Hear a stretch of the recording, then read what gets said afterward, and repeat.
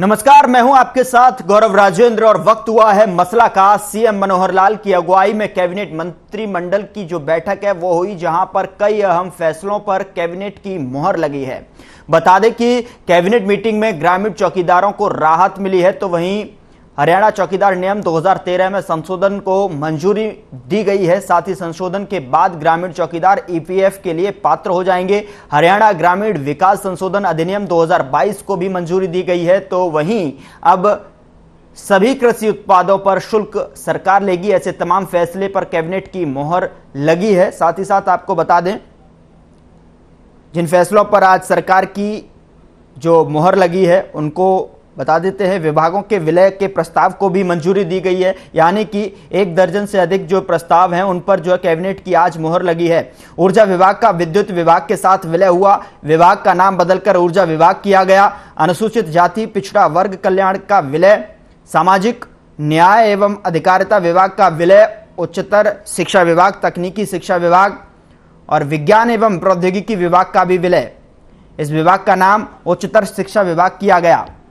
पुरातत्व एवं संग्रहालय विभाग का पर्यटन विभाग में विलय। तो ऐसे तमाम जो फैसले आज कैबिनेट की बैठक में देखने को मिले, जहां पर कैबिनेट की मोहर प्रस्तावों पर लगी है। आज इसी मुद्दे पर, आज इसी विषय पर चर्चा करेंगे।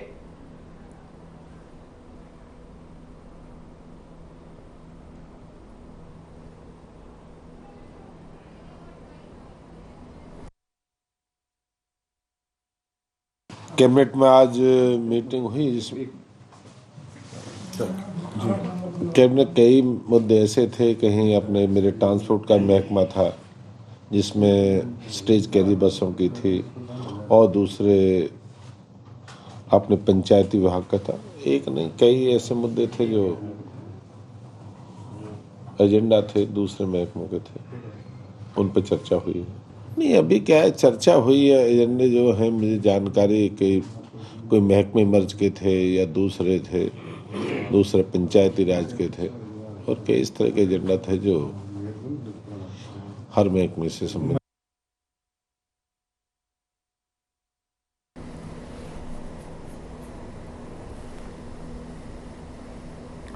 कैबिनेट की बैठक में 1 दर्जन से अधिक जो है आज प्रस्तावों पर मुहर लगी, और ऐसे में तमाम ऐसे फैसले जिन पर कैबिनेट की मुहर लगी है, उच्चतर शिक्षा विभाग, तकनीकी शिक्षा विभाग, विज्ञान एवं प्रौद्योगिकी विभाग का विलय, इस विभाग का नाम उच्चतर शिक्षा विभाग किया गया। पुरातत्व एवं संग्रहालय विभाग का पर्यटन विभाग में विलय, नाम बदलकर हेरिटेज और पर्यटन विभाग किया गया। पुरातत्व एवं संग्रहालय विभाग का पर्यटन विभाग में विलय देखने को मिला। आज उस पर भी जो है मोहर लगी, नाम बदलकर हेरिटेज और पर्यटन विभाग किया गया। वन एवं वन्य जीव विभाग का विलय देखने को मिला, जहां पर कैबिनेट की मोहर लगती हुई नजर आई। पर्यावरण एवं जलवायु परिवर्तन विभाग का विलय, नया नाम अब जो है पर्यावरण वन एवं वन्य जीव विभाग। कला एवं संस्कृति विभाग का विलय, सूचना जनसंपर्क भाषा एवं संस्कृति विभाग। तो ऐसे तमाम 1 दर्जन से अधिक जो है प्रस्तावों पर मुहर लगी।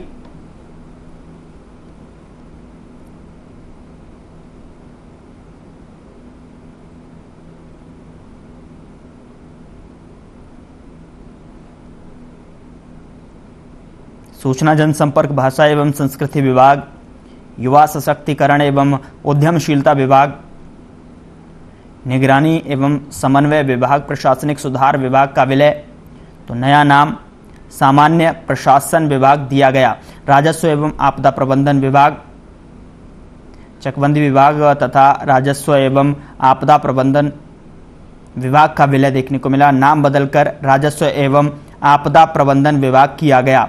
तो कैबिनेट में जो बैठक कैबिनेट की देखने को मिली थी आज सीएम मनोहर लाल की अध्यक्षता में, ऐसे में 1 दर्जन प्रस्तावों पर यहाँ पर मुहर लगी है।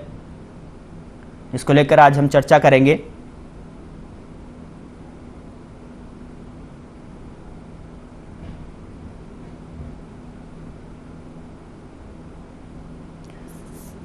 तो वहीं बता दें कि अहम फैसलों पर कैबिनेट की मोहर लगी है। कैबिनेट मीटिंग में ग्रामीण चौकीदारों को राहत मिली है और साथ ही साथ हरियाणा चौकीदार नियम 2013 में संशोधन को मंजूरी दी गई है। साथ ही संशोधन के बाद ग्रामीण चौकीदार अब जो है ईपीएफ के लिए पात्र हो जाएंगे। हरियाणा ग्रामीण विकास संशोधन अधिनियम 2022 को मंजूरी भी दी गई। तो वहीं अब सभी कृषि उत्पादों पर शुल्क लेगी सरकार। ऐसे में तमाम फैसले पर कैबिनेट की बैठक की जो मोहर है वो लगी।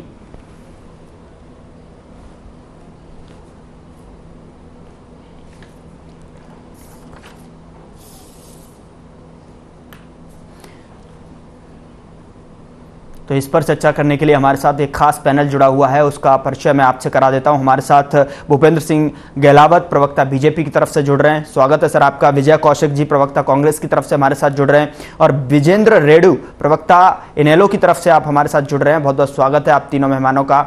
सबसे पहले मैं रुख करना चाहूँगा बीजेपी की तरफ, जहाँ पर भूपेंद्र सिंह गहलावत हमारे साथ जुड़े हुए हैं। सर, मैं आपसे जानना चाहूँगा, आज बैठक हुई और मंत्रिमंडल से कैबिनेट की अगर बात की जाए तो यहाँ पर 1 दर्जन से अधिक जो है प्रस्तावों पर मोहर लगी है, क्या कहेंगे? देखिए, आज जो माननीय मुख्यमंत्री की अध्यक्षता में कैबिनेट की मीटिंग हुई, उसमें कई सारी योजनाएं जो हैं कुछ में अमेंडमेंट किया है और कुछ वो नहीं लेके आई है।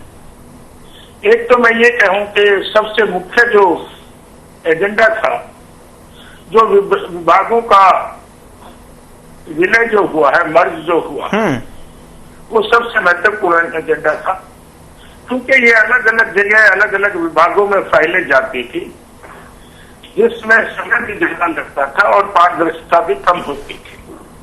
क्योंकि हमारी पूरी पारदर्शिता लाने के लिए वचनबद्ध है, लोगों को जल्दी फाइल निकले, उनकी जल्दी काम हो, इसके लिए भी प्रतिबद्ध है। इसलिए कुछ महकमों को जो सेम काम करते थे और अलग अलग नाम थे, उनको विलय करने की मंजूरी दी है, और इससे जो है पारदर्शिता आएगी और जल्दी काम होगा। एक जो एकल पुरुष योजना जो है, उसमें कोई बच्चे की केयर के लिए उसमें अमेंड करके 730 दिन टोटल उसको छुट्टी का लाभ मिलेगा, उसमें भी अमेंडमेंट किया है। और चौकीदारों के लिए भी अधिनियम की जो मंजूरी है वो दी है, और एक ग्रामीण विकास की भी वो दिया है। और मैं नगर विकास जो है, नगर निगम, नगर प्राधिकरण है, उसमें भी अमेंडमेंट किया है। तो ये सारी योजनाएं सरकार के विचाराधीन थी, तो ये प्रस्ताव कैबिनेट में सभी पर मोहर लग गई, और इसमें जो संशोधन की जरूरत अगर हाउस में पड़ेगी तो ये हाउस में रखे जाएंगे। और ये पूरी तरह से हमारे हरियाणा के लोगों और हरियाणा के हित में है, और इस पे ज्यादा से ज्यादा लोगों को फायदा मिलेगा। इस पे आज कैबिनेट में विस्तार से चर्चा होके और ये बिल पारित किए गए। ठीक है, आऊँगा मैं आपके पास भूपेंद्र जी। इस बीच जो है एक कमेंट ले लेता हूँ, विजय कौशिक जी भी हमारे साथ जुड़े हुए हैं। विजय जी, क्या कहना चाहेंगे? आज जो तमाम सारे जो पहलुओं पर और अहम फैसले पर जो है मोहर लगी है, और ऐसे में कुछ फैसले और कुछ मोहरें ऐसी हैं जो कि बात करें चौकीदारों की, तो उन पर भी जो अधिनियम है, हरियाणा चौकीदार अधिनियम अगर बात करूं 2013 पर, तो उनको भी संशोधन मिला है, अब वो ईपीएफ के लिए पात्र हो जाएंगे। क्या कहना चाहेंगे? पूरी कैबिनेट की बैठक जो है मंजूरी मिली है, 1 दर्जन से अधिक जो है मामले।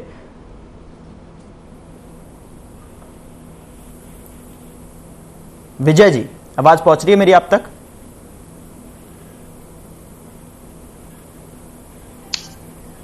लगता है मेरी आवाज विजय जी तक नहीं पहुंच पा रही है।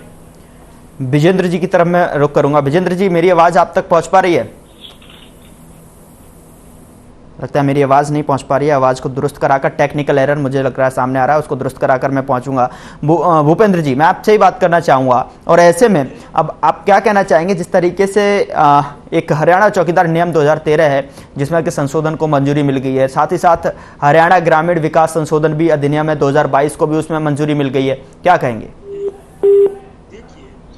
एक दो चौकीदारों की बहुत समय से मांग थी कि दायरे में लाया जाए, सरकार ने उसको मंजूरी दे दी, और उनका ईपीएफ कटेगा तो जब वो रिटायर्ड होंगे, उनका समय खत्म होगा, तो उनको कुछ पैसा मिलेगा, जिससे उनका बाकी का जीवन बहुत अच्छे से गुजरे, इसके लिए ये अमेंडमेंट किया गया है। और दूसरा मैं ये बताऊं आपको, कुछ मेरे पास ये अभी आया है, मैं अच्छे से तो नहीं पढ़ पाया, लेकिन हरियाणा पंचायती राज अधिनियम 1994 की धारा 51 की उपधारा 3 के बाद उपधारा में 3A जोड़ा जाएगा। इसमें जो भी अगर कोई प्रतिनिधि है, जनप्रतिनिधि है, वो किसी किस्म की गड़बड़ करता है, तो उसका वो रिकवरी का जो प्रोविजन है वो इसमें किया गया है। और इसमें जो डीसी को ऑथराइज किया गया है कि वो इस तरह की कार्रवाई करेगा, जिससे कि पारदर्शिता आएगी और ये जो भ्रष्टाचार है ये कम होगा। इसके लिए सरकार ने ये अधिनियम लेके आए हैं, ये कदम उठाया है। और भी बहुत सारे अधिनियम हैं। ठीक है, विजय जी की तरफ मैं रुख करना चाहूंगा, अगर मेरी आवाज वहां तक पहुंच रही है तो। विजय जी, मेरी आवाज आप तक पहुंच पा रही है? विजय जी, मुझे सुन पा रहे हैं आप? लगता है मेरी आवाज अभी भी वहां तक नहीं पहुंच पा रही है। अगर मेरी आवाज वहां तक पहुंचे तो मुझे थोड़ा इन्फॉर्म कर दिया जाए।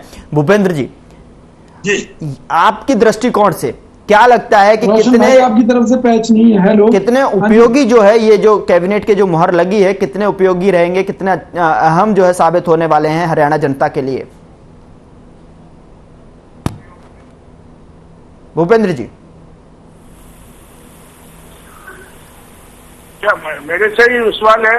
जी जी, आपसे ही है। जो प्रस्तावों पर मुहर लगी है, 1 दर्जन से अधिक जो प्रस्ताव हैं, कुछ अमेंडमेंट ऐसे हैं कि जो कि कुछ चौकीदार की बात करूं अब, लेकिन अगर जो है किसानों की बात करें, कृषि की लेकर बात करूं, तो वहां पर भी इसमें जो है कृषि उत्पादों पर अब सरकार जो है शुल्क लेना शुरू कर देगी। तो क्या कहना चाहेंगे, कितना उपयोगी और कितना हितधारक जो साबित होंगे जो है हरियाणा की जनता के लिए जो प्रस्ताव? देखिए, हरियाणा की सरकार माननीय मुख्यमंत्री जी के नेतृत्व में हरियाणा के जितने लोग हैं, सभी वर्गों का, चाहे वो किसान है, चाहे मजदूर है, चाहे व्यापारी है, सभी के लिए वो उनके हितों के रक्षा के लिए कटिबद्ध है। और वो समय समय पर ऐसी योजनाएं लेके आती है, जैसे अब उद्योग के लिए भी हमने आज अमेंडमेंट किया है। उससे क्या होगा, जो भी हमारे यहाँ निवेश आएगा, जो भी लोग उद्योग लगाने की बात करेंगे, उनको किसी किस्म की दिक्कत ना हो, उसमें भी संशोधन करने का काम किया है। हमारी सरकार सभी जो गरीब से गरीब आदमी है और छोटी से छोटी पोस्ट पर जो आदमी है, सभी का ध्यान रखती है और सभी के लिए कल्याणकारी योजना लेके आती है। आज जितने भी फैसले हुए हैं वो सब हरियाणा और हरियाणा प्रदेश के हित में, चाहे वो किसी वर्ग का हो, चाहे कर्मचारी हो, चाहे दूसरे लोग हो, चौकीदार हो, सभी के हित में ये फैसले हुए हैं और इनका परिणाम बहुत अच्छा है। विजय जी और विजेंद्र जी भी हमारे साथ जुड़े हुए हैं, वो भी काफी इंतजार कर रहे हैं। कुछ टेक्निकल एरर की वजह से आवाज वहां तक कनेक्ट नहीं हो पा रही थी, लेकिन मुझे लगता है अब जो है आवाज मेरी पहुंच पा रही होगी। विजय जी, अगर आप तक मेरी आवाज पहुंच पा रही है तो आप मुझे क्लियर करें। और मेरा सवाल आपसे है कि जिस तरीके से भूपेंद्र सिंह गहलावत कह रहे हैं, और जो आज जो कैबिनेट की बैठक में 1 दर्जन से अधिक जो है प्रस्तावों पर कैबिनेट की मुहर लगी है, पास हुए हैं, तो आपको क्या लगता है कि वो हरियाणा और हरियाणा की जनता के लिए कितने हितधारक साबित होंगे, कितने उपयोगी साबित होंगे? क्या आप कहना चाहेंगे? देखिए, इनकी पार्टी, चाहे राष्ट्रीय स्तर की बात करूं मैं, चाहे प्रदेश स्तर की, आपको वो दिन भी याद होंगे जब मोदी जी बिहार में गए थे, भाइयों बहनों कितने करोड़ का पैकेज चाहिए, 50 लाख करोड़ का चाहिए, 100 लाख करोड़ का चाहिए। तो इसी तरीके से जिस तरह बिहार में आज तक झुंझुना के अलावा कुछ नहीं मिला, इसी तरह से हरियाणा में योजनाओं का इन्होंने घोषणाएं तो की, लेकिन जमीनी स्तर पर उनका लाभ कभी भी जनता को नहीं मिला। उसका कारण रहा भ्रष्टाचार, बेईमानी, बदनीयती, सरकार का प्रशासन के ऊपर कंट्रोल न होना, या कंट्रोल होना तो प्रशासन की आड़ में नेताओं द्वारा मोटी रकमों का खाया जाना। तो ये योजनाएं बनाते रहें, कहते रहें, और जनता तो चुनाव में बताएगी कि भाई इनकी कितनी योजनाओं से उन्हें क्या फायदा हुआ है। और एक बात और स्पष्ट कर देता हूं कि देखिए, आज हमारा देश खतरे में है चाइना को लेकर। उस चाइना की कंपनी को इन्होंने फरीदाबाद में कूड़ा उठाने का ठेका दे रखा है, और जब ठेका दिया था तो उसमें शर्तें थी कि भाई वो कूड़े की बिजली बनाएंगे, लेकिन उन्होंने गुड़गांव रोड पर कूड़े का पहाड़ खड़ा कर दिया है। इन सब का जिम्मेवार कौन है? इनमें जो पैसा खाया गया है, जो हर घर से अब कूड़ा उठाने का पैसा भी लिया जा रहा है, चाइनीज कंपनी ने हरियाणा सरकार के ही संसाधनों का इस्तेमाल करके कूड़ा उठाया, वो ट्रैक्टर अभी उनके वापस लिए गए जो खस्ता हाल उन्होंने कर दिए। तो कहने का अर्थ यह है, इन्हीं का जूता इन्हीं का सर, यानी कि पब्लिक का माल उड़ा रही है हरियाणा सरकार। हरियाणा के ऊपर कर्जा कितना बढ़ाकर कितना कर दिया, जरा इनसे हिसाब मांगो तो कहेंगे जी विकास कर रहे हैं। तो भाई फिर ये टैक्स के रूप में जनता का तेल क्यों नहीं छोड़ रहे हैं आप? जो कॉलोनियां 50-50 साल पहले बसी हुई थी, उनमें अब भारतीय जनता पार्टी की सरकार डेवलपमेंट चार्जेस के नोटिस भेज रही है, किसी पर 50,000 का, किसी के ऊपर 1 लाख का, किसी के ऊपर 20,000 का। आप ये सोचो, एक एक घर से अगर इतनी मोटी वसूली करेगी तो किस तरह से जनता जिएगी? पहले महंगाई की मार है, बिजली के बिलों के ऊपर इन्होंने किस तरह से सरचार्ज और तमाम तरह की चीजें। ये कहते थे कि आप अपने घर में LED बल्ब लगाइए, आपका बिजली का बिल आधा हो जाएगा, ये चीज इस्तेमाल कीजिए। मुझे हरियाणा में कोई बंदा 1 लाख रुपए बता दीजिए कि LED बल्ब भी उसने लगा लिए, सब कुछ कर लिया, ISI मार्क चीजों का इस्तेमाल कर रहा है, लेकिन आज तक उसका बिजली का बिल कम हुआ हो, उल्टा कई गुना बढ़ गया। तो हरियाणा में पहली बार इस तरह की जो भ्रष्टाचार और बेईमानों की सरकार, ठीक है, निश्चित तौर पर खट्टर कथित रूप से अकेले ईमानदार हैं और बाकी सब बेईमान हैं, तो इस सरकार का कोई औचित्य रह नहीं जाता। बहरहाल इनके यहाँ अब तो मुख्यमंत्री पद को लेकर लड़ाई चल रही है। मुख्यमंत्री आंसू बहाते दिखाई देते हैं, कभी कहते हैं उनके खिलाफ दुष्प्रचार। अरे भाई, तुम्हारी पार्टी के लोग दुष्प्रचार कर रहे हैं, उसमें दूसरे का क्या लेना देना है? ठीक है, मैं तो आपके पास आऊंगा। मामला है, विजेंद्र जी भी हमारे साथ जुड़े हुए हैं, काफी समय से इंतजार कर रहे हैं और लगता है मेरी आवाज आप तक पहुंच पा रही है विजेंद्र जी? आ रही है। आप सुन रहे थे अभी, भूपेंद्र जी की आवाज भी आप तक पहुंच रही होगी, जैसे कि उन्होंने बताया कि किस तरीके से जो है आज जो कैबिनेट बैठक में जो है मोहर लगी है 1 दर्जन से अधिक जो है प्रस्तावों पर, और अभी आपने कांग्रेस के प्रवक्ता जी को भी सुना। आप क्या कहना चाहेंगे, आपकी पहली प्रतिक्रिया क्या है? गौरव जी, देखिए, भूपेंद्र जी को तो मैं सुन नहीं पाया, उसने कितनी बड़ी बड़ी झूठ बोली। मैं सुनना चाहता था लेकिन सुन नहीं पाया, और ना ही मैं आपकी रिपोर्ट को भी सुन पाया। आपने शुरू में रिपोर्ट भी जरूर दी होगी, वो भी नहीं सुन पाया। मैं अभी 5 मिनट पहले ही जुड़ा हूं आपके साथ जी। लेकिन मैं अपने आधार पर मैं ये जरूर कहना चाहूंगा कि जो ये मीटिंग के बाद मीटिंग जो की जा रही है हरियाणा कैबिनेट के द्वारा, इसका मुख्य उद्देश्य, जो मेन उद्देश्य है, वो समाज हित का नहीं है। वो हरियाणा में कोई नीतियां लेकर के आने का नहीं है, वो बजट की शीतकालीन सत्र की तैयारियों को लेकर के नहीं है। सबसे बड़ा डर आज हरियाणा प्रदेश की सरकार में जो छाया हुआ है, वो आप सब जानते हैं। मैं भी आपके चैनल के ऊपर ये कहने से गुरेज नहीं करता कि हरियाणा प्रदेश में सब कुछ ठीक नहीं है। सरकार में आपस में बहुत ज्यादा मनमुटाव, बहुत ज्यादा अंदरूनी कलह जाग चुका है। किसी न किसी रूप से इन मीटिंगों के बहाने वो अंदर में जागे हुए अंदरूनी कलह को दबाने के लिए, विधायकों को संतुष्ट करने के लिए इस तरह की मीटिंग के बाद मीटिंग बुलाई जा रही है और उसमें बहाने किए जा रहे हैं अलग अलग प्रस्तावों को पास कर। नंबर 1 बात। नंबर 2 बात, इन मीटिंगों में अभी जो ये फैसले लिए जाते हैं, देखिए आज की मीटिंग की रिपोर्ट में नहीं देख पाया ज्यादा विस्तार से, लेकिन कल की मीटिंग की मैंने विस्तार से पढ़ी है और देखी भी है और सुनी भी है। कल की मीटिंग में जब सरकार के विधायकों ने मीटिंग के बीच में ऑब्जेक्शन उठाए कि आज प्रदेश में प्रॉपर्टी ID को लेकर के बहुत परेशानी जनता में छाई हुई है, अंतकाल को लेकर के बहुत ज्यादा भ्रष्टाचार छाया हुआ है, और उसके ऊपर जो एक्शन लेने की मुख्यमंत्री जी को बात करनी चाहिए थी कि इस तरह की अनियमितताएं क्यों हो रही हैं प्रदेश में। उन्होंने कहा कि हम इसका समाधान करेंगे, हम इसके ऊपर इनको ठीक करवाने का काम करेंगे। उधर हमारे स्थानीय निकाय मंत्री जी का स्टेटमेंट आता है, वो कहते हैं कि प्रॉपर्टी ID में बहुत सारी गलतियां हुई है, उनको ठीक करेंगे और ठीक करने के लिए कोई शुल्क नहीं लिया जाएगा। देखिए कितनी बड़ी झूठ हमारे राज्य के मंत्री स्वयं बोलने का काम करते हैं कि हम फीस नहीं लेंगे, 31 मार्च तक फ्री में ठीक किया जाएगा, जबकि हर मिस्टेक के लिए, हर डिस्क्रिपेंसीज के लिए 500 रुपए की सरकारी रसीद काटी जा रही है। गौरव जी, कहां तक इस देश का भला करेगी ये सरकार? वहां बैठक में कहते हैं फीस नहीं ली जा रही है और 500 रुपए की सरकारी रसीद कटती है, 100 रुपए CSC सेंटर वाला लेता है और ऊपर से सेवा चढ़ानी पड़ती है, तब जाकर के कई प्रॉपर्टी ID की मिस्टेक्स जो है वो ठीक होती है। ये अखबार मेरे सामने पड़ा, इसमें छपा हुआ है, अगर किसी भाई को डाउट हो तो। अभी इसके बाद कहते हैं हमारे ULB मंत्री जी को कहते हैं कि 31 दिसंबर तक प्रॉपर्टी टैक्स भरेगा तो ब्याज माफ होगा। भाई आज लाखों प्रॉपर्टियों में डिस्क्रिपेंसीज हैं जो कि गवर्नमेंट की गलती के कारण है। अब मेरी प्रॉपर्टी आईडी ही गलत है, मेरी प्रॉपर्टी के जो विवरण पर्टिकुलर्स है वो गलत है, तो मैं टैक्स किसके नाम से भरूं, कहां भरूं और क्यों भरूं? अरे भाई आप प्रॉपर्टी आईडीज की मिस्टेक्स को पहले ठीक करवाइए, फिर आप टैक्स की बात कीजिए। आप कहते हैं हजारों करोड़ रुपए हमारा प्रॉपर्टी टैक्स का बकाया पड़ा है, लाखों प्रॉपर्टियों की आपने गलतियां भी तो कर रखी है, उनको भी तो ठीक करवाने का काम करवा दीजिए आप, उनको कौन करेगा? दूसरी बात गौरव जी, आज हरियाणा प्रदेश की सरकार ने सबसे महत्वपूर्ण एक नीति बनाई और वो नीति बनाई है मर्ज करने की, merging policy of government of Haryana. Now it is very popular in Haryana. पहले इन्होंने स्कूलों को मर्ज किया, लगभग 5000 स्कूलों को मर्ज कर दिया। एक समय था जब 8वीं के बाद गर्ल्स स्कूल को अलग बनाया गया था ताकि हमारी बेटियां सेपरेशन में आराम से अपनी पढ़ाई कर सके, उन स्कूलों को मर्ज किया। आज इन्होंने लगभग 16 डिपार्टमेंट को मर्ज किया।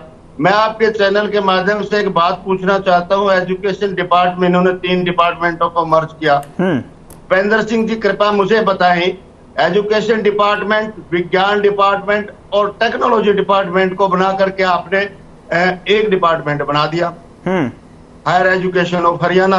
भाई ये अलग क्यों बनाए गए थे? देखिए जब यूनिटों में कोई चीज बांटी जाती है उसमें गुणवत्ता आती है जी, उसमें प्योरिटी आती है और उसमें नई टेक्नोलॉजी का यूज करके डेवलपमेंट अच्छा होता है। आज आप उनको एक कर रहे हो, इकट्ठा कर रहे हो, यानी कहीं ना कहीं आज हरियाणा प्रदेश की सरकार हरियाणा के विकास के लिए नहीं, अपनी कुर्सी बचाने के चक्कर में ज्यादा पड़ी हुई है और प्रदेश की जनता को बेरोजगार बनाने में जनता पड़ी हुई है, ज्यादा पड़ी है। हरियाणा प्रदेश के विधायक स्वयं मुख्यमंत्री के सामने बैठ करके ये बोलते हैं कि प्रॉपर्टी आईडीज में बहुत ज्यादा भ्रष्टाचार चला हुआ है, अंतकालों में बहुत भ्रष्टाचार है, हर डिपार्टमेंट में भ्रष्टाचार है। और तो और गौरव जी एक बात और मैं कह देता हूं अंत में, Gyanchand Gupta ji violation, protocol violation, देखिए पहली बार we are hearing first time in Haryana कि प्रोटोकॉल वायलेशन के लिए कमेटी बनानी पड़ रही है हरियाणा सरकार को। मुख्यमंत्री की बात नहीं मान रहे अधिकारी, इसलिए वायलेशन कमेटी का गठन किया जा रहा है। सभी का जवाब ले लेता हूं क्योंकि समय मुझे इससे ज्यादा इजाजत नहीं दे रहा आगे बढ़ने के लिए। काफी देर बाद में आया, आपके माफी के साथ मुझे रोकना पड़ रहा है क्योंकि टेक्निकल एरर की वजह से आवाज आप तक नहीं पहुंच पाई। लेकिन इसका फाइनल कॉमेंट भूपेंद्र जी से ले लेता हूं। आप विजय जी और विजेंद्र जी को काफी कम समय मिला, लेकिन भूपेंद्र जी मैं आपसे पूछ लेता हूं, जिस तरीके से विजेंद्र रेड्डी जी आप अभी बोल रहे थे, तमाम तरीके की जो मर्जिंग पॉलिसी है वो आपने यहां पर देखने को मिल रही है और इस बार जो है विभागों का भी आपने मर्ज कर दिया है। देखिए रेड्डी साहब जी तो चैनल पे आएंगे तो कुछ ना कुछ बोलेंगे और इनकी पार्टी कभी भी कोई इनकी पॉजिटिव सोच नहीं होती। सरकार चाहे इतना कितना भी अच्छा काम करे उसको ये नेगेटिव लेके जाते हैं। इन्होंने कहा कि शिक्षा विभाग में 3 जगह बटा हुआ था, अब 1 जगह कर दिया। भैया तीनों को तो शिक्षा ही मिलती है, चाहे वो टेक्नोलॉजी से मिलती है, चाहे विज्ञान से मिलती है, चाहे दूसरे उससे सब्जेक्ट से मिलती है, वो सारी एजुकेशन है। उसका 3 जगह कितना उस पे ऑफिसर्स का खर्चा था, दूसरे थे और उसमें पारदर्शिता भी नहीं आती थी। एक एप्लीकेशन को कई जगह घुमाना पड़ता था। तो ये जल्दी से लोगों का काम हो और जल्दी से जल्दी उनको उनका हक मिले। तो उनका सवाल सर एक और था, उस पर भी मैं प्रतिक्रिया लेना चाहूंगा कि जिस तरीके से अंदर जो अंतरकलह जो है अंदरूनी कलह जो है वो थमने का नाम नहीं ले रही है। इस वजह से जो है शीतकालीन सत्र से पहले उस पर फोकस ना करने के बजाय आप जो है इसी मीटिंग में वक्त जाया कर रहे हैं। भूपेंद्र जी क्विकली आपका रिएक्शन चाहूंगा 10 सेकंड के अंदर। देखिए हमारी पार्टी में और हमारी सरकार में किसी तरह की कोई कलह नहीं है, सब लोग मिलजुल के काम कर रहे हैं और बहुत अच्छी सरकार चल रही है। हमारा फोकस भ्रष्टाचार के खिलाफ है और नशा और जो ये तस्करी जो हो रही है और जो गैंगस्टर है और जनता के का हमारे को लाइन ऑर्डर ठीक करने के लिए और भ्रष्टाचार करने के लिए हमारी सरकार ने बहुत सख्त कदम उठाए हुए हैं और किसी किस्म की कोई अंतर्कलह नहीं है। सभी लोग एक मुश्त होकर के, एकजुट होकर के पूरी पार्टी और पूरी सरकार एकता से काम कर रही है, किसी ठीक है, किस्म की कोई कलह की बात नहीं है। ठीक है, आप हमारे साथ तीनों मेहमान जुड़े, भूपेंद्र सिंह गहलावत बीजेपी की तरफ से, विजय कौशिक जी कांग्रेस की तरफ से, विजेंद्र रेड्डी जी इनेलो की तरफ से, आप हमारे साथ जुड़े, बहुत बहुत शुक्रिया, thank you so much for joining us today. और फिलहाल मसला में इतना ही, नमस्कार।